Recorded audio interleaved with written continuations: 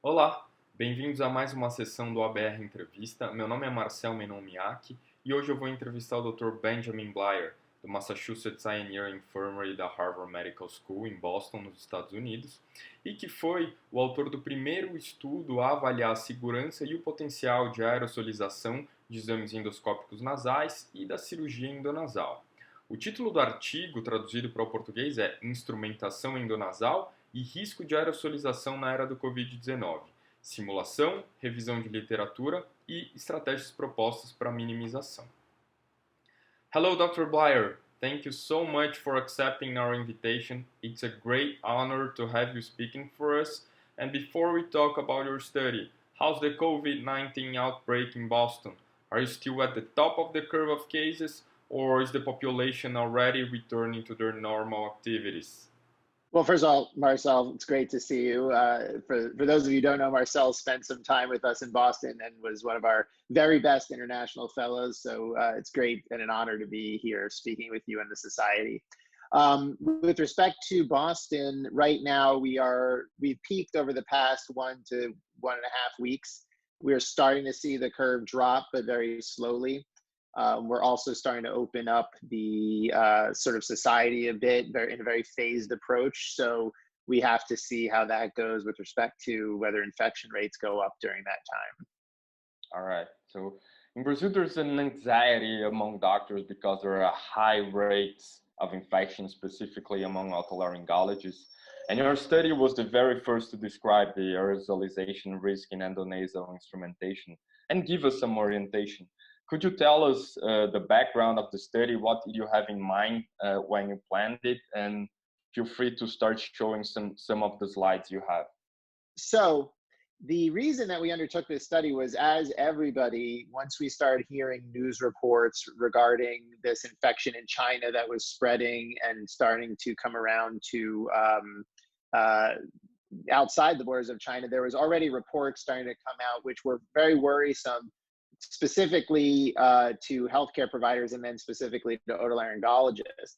And I sort of, if you put together the timeline and the types of things we saw, it actually goes back to even before the SARS-CoV-2 pandemic, back to studies on SARS-CoV in 2010, which demonstrated that there was a dose response to the severity of the infection based on exposure. So already from a healthcare provider standpoint, there's an elevated concern because in theory, we could be exposed to high doses in actively infected patients.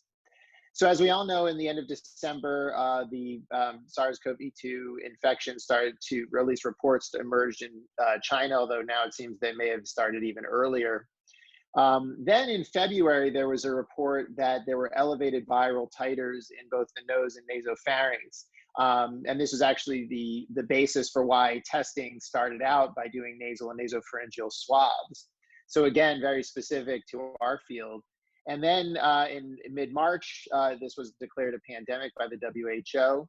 Only a week later did we have the first report that the virus was not only present in the nose and nasopharynx, but also potentially could have airborne transmission and could remain in air for several hours, which again is concerning particularly in the healthcare environment. And then around the same time, we started hearing reports, at least in news reports, that there were high infectious rates in otolaryngologists in China, but also in ophthalmologists. We'll talk a little bit more about that. But you can see all this data coalescing around high risk, particularly in the ENT space. And then at the end of March, there was starting to be some of these anecdotal reports, and in particular, a report of a pituitary surgery in China, where at least at the time it was reported that the patient was positive and the entire OR team became infected. Now, subsequent to that, it turns out that that wasn't the case and that the infections were actually not among the OR team, but among the pre and post-operative staff. But you can see that there was a lot of anxiety. And in all of this, as I started to read these reports and started to see blog posts and people talking about their anxiety and how they were going to manage things, it became clear that none of us really knew what the issues were. We were, as a field, not very familiar with the concepts of aerosolization and the risks associated with it.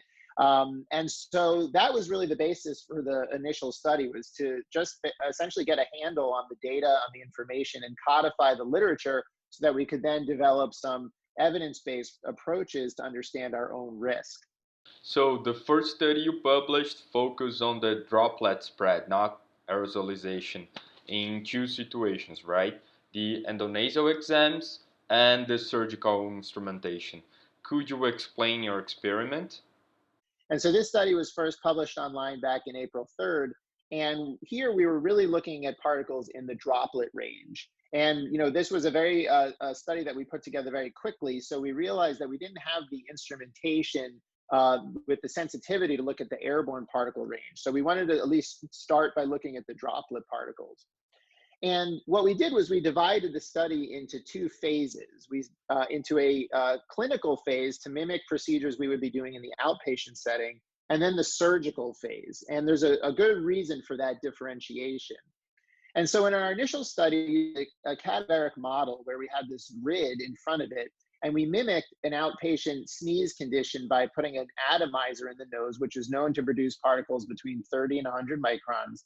And we labeled it with fluorescein and then used a blue light filter to pick up both the distance the particles traveled and their size. And then we also thought about using a mitigation strategy, knowing that the literature suggests that surgical masks are effective in droplet prevention. Could we develop a very easy mechanism to perform endoscopy while protecting the provider from droplets? And that really was the genesis of this concept of the vent mask, which is, and I know, Marcel, you're going to be putting out a video at some point to show how to make these. But the idea here is, how can we make a protective mask using only supplies that are common in any clinic?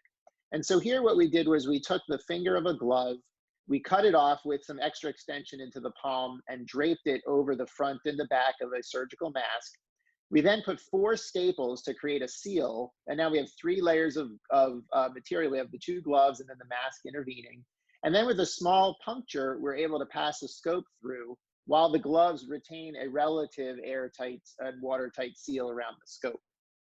And so we looked at those conditions, and what we found was favorable with respect to the mask conditions. And so what we see here is that with no mask, on the y-axis, we see particle diameter, and on the x-axis, we see distance from the nose.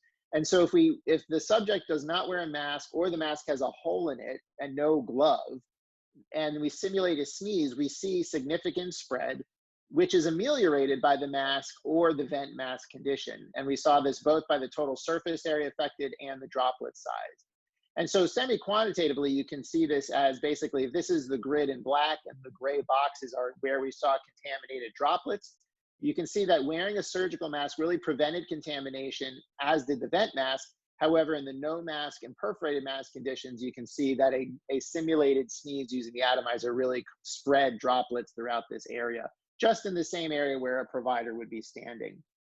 Great. So before you talk about the surgical settings, I think it would be interesting if you talk and show us the data from the clinical experimentation you did in the second study that evaluated the airborne particles and not only droplets, and also was done in live patients, not cadavers as you did in the first study, so much more realistic.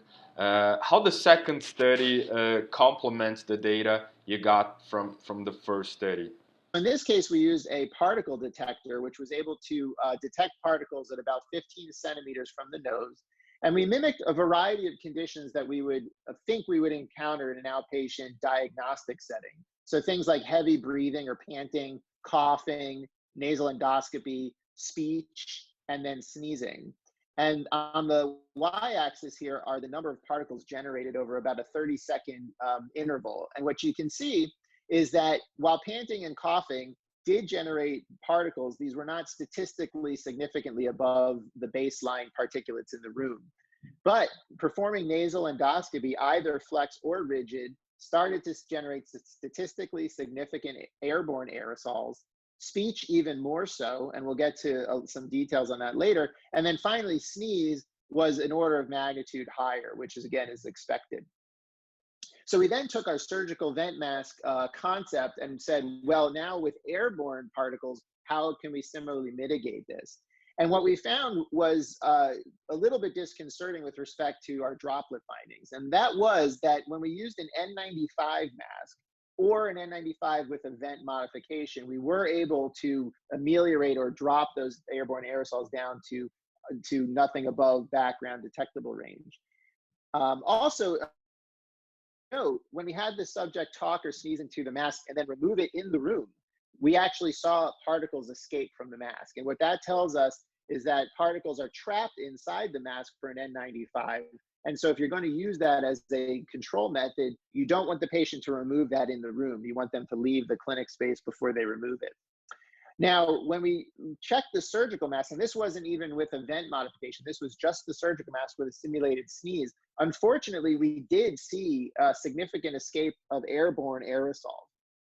And I think what this tells us is that the vent mask is very good to control droplets, but not airborne particles. Really only an N95 that's fitted is capable of doing that. Comparing that to the no mask condition with a sneeze, we basically see significant release, which was similar to this. And then finally, we also wanted to see what type of aerosol production we would get with a common topical atomizer, where we would use this for nasal decongestion and anesthesia. And this actually produced more aerosols than even sneezing.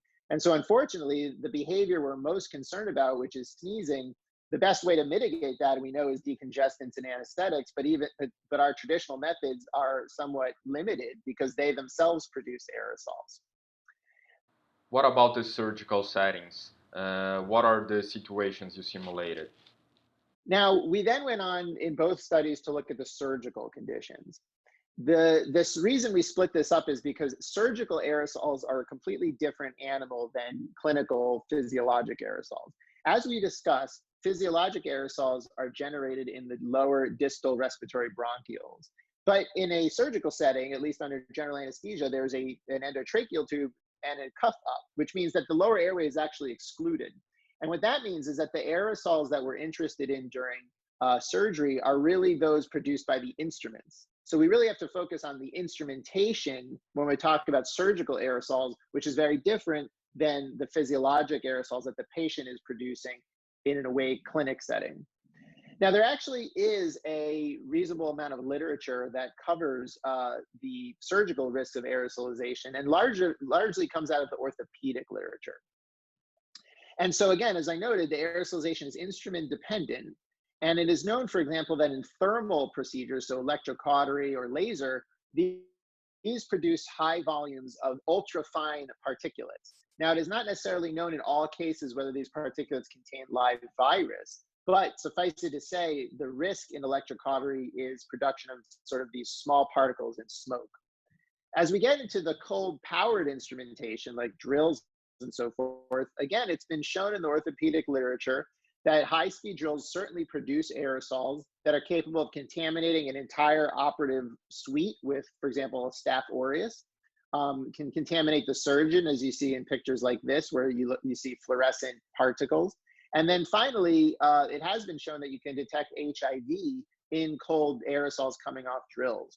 So we know that there is a risk here, and we certainly use all of these types of instruments in ENT procedures. And so in a similar vein with our setup, we started by looking at a microdebrider and a high-speed drill, first in the droplet category and then in the airborne. So with respect to droplets, what we found was very interesting. The cold instrumentation, so using hand-actuated instruments like through cuts and biters, as well as a suction microdebrider, did not generate detectable contamination for droplets. On the other hand, all the drill conditions we looked at, so whether we're drilling the nasal beak, as for example, doing a drill out procedure, drilling a sphenoid for like a skull-based procedure, or even removing the drill and just activating it outside the nose, all produce detectable droplets.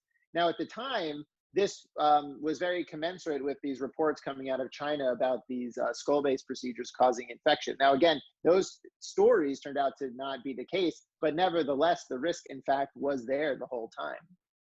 Now, moving into the airborne side of things, and just to note that we were actually able to exacerbate or worsen droplet spread with when there was more fluid in the nose, and even just trying to occlude the nares didn't really reduce this. And so this is a real issue for us in surgery.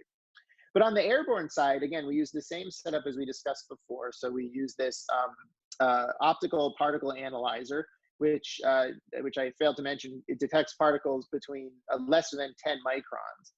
And here, again, on the y-axis, we see number of particles generated, and on the x-axis, we see all of our conditions. And so when we're doing just open suctioning of the airway and with the microdebrider, again, no particles were detected, which really supports what we found with our droplet findings, that the microdebrider appears to be relatively safe with respect to airborne aerosol production. Interestingly, with our through biting condition, we did see some detectable aerosols, although again, this was not significantly above baseline. So hard to know what to make of this, but if you really think about the issues of aerosols being produced by high velocity motion, if you're using a through biter on a bone, at the moment through the bone, it actually picks up a fair velocity. So we think maybe that's why a very small number of aerosols are produced. But where we see significant aerosols is in essentially all the drill conditions and in the electrocautery conditions. And these aerosols are orders of magnitude more than what we see in clinic. So the risk really for surgery is with drilling and electrocautery for the most part. Now, when we look at the spread or the array of aerosol sizes, which is here on the x-axis between 1 and 10, and the number of particles on the y-axis, we can see that for all the drilling conditions, the particles were pretty evenly distributed with a slight predilection for the lower particle size. But what you can see with this curve is that clearly the cautery particulates really favor the ultrafine and fine particulate range at the low end, which again is consistent with the previous literature. Now, interestingly, we took the one of the conditions, which was a suction irrigating drill, and we wanted to see what the effect of suctioning simultaneous to drilling was. And over the first 2 minutes, you can see that when we apply suction, we actually do a pretty good job of reducing detectable aerosols relative to the same drill under no suction conditions. Now, over time, because this is the same drill as this, we still start to accumulate aerosols, which eventually made their way out of the nose. But this just goes to show you that similar to the microdebrider, having distal tip suction really helps to prevent that risk. And I think that's an important finding. So what were your conclusions? What are the situations that otolaryngologists have to be careful in the clinic and in the operating room? And what suggestions would you give us? If we summarize, what we found in clinic was that detectable aerosols were found during endoscopy, during speech, and certainly during sneeze, which is the highest risk behavior because it is associated with the highest concentration of the aerosols at the highest velocity and is by definition unpredictable. And as I mentioned, we are limited now with the types of topical anesthetics we can use, which makes the risk of sneezing even worse. On the operative side, again, the detectable aerosols were really clustered around all the drill conditions and electrocautery conditions, which predominantly produce finer particles. Thank you so much, Dr. Bleier. Great lecture, great speech, great studies. And I have to say that I'm a little worried about the electrocauterization, all the aerosolization it produces, because a drill we can avoid in most of the emergency surgeries at least, but cauterization we use in almost every nasal surgery, right? Is there any strategy that you would suggest to mitigate this aerosolization from the cauterization? Yeah, a great point, and I agree with you fully. Right now, we're working on strategies. I don't think there's anything that's definitive. What I would say is that, first of all, an important distinction to make between our studies and true infection is that our studies did not look at viral load within those particulates, nor even if you could detect viral RNA by RT-PCR, we didn't look at infectivity of those. So those are still open questions, but I think in the absence of data, we have to assume that there's a risk. And I think at the end of the day, the best way to do it is just to use the same PPE, the N95 or equivalent masks. Now we have to remember that what an N95 is a mask that is very effective at restricting particulates in the airborne range. But what it's rated for are 0.3 micron particles. So it protects you against 95% of those 0.3 micron particles. 0.3 microns, the reason that's used is sort of a magic size that has the optimal aerodynamic characteristics to kind of traverse through the various fibers in an N95 mask.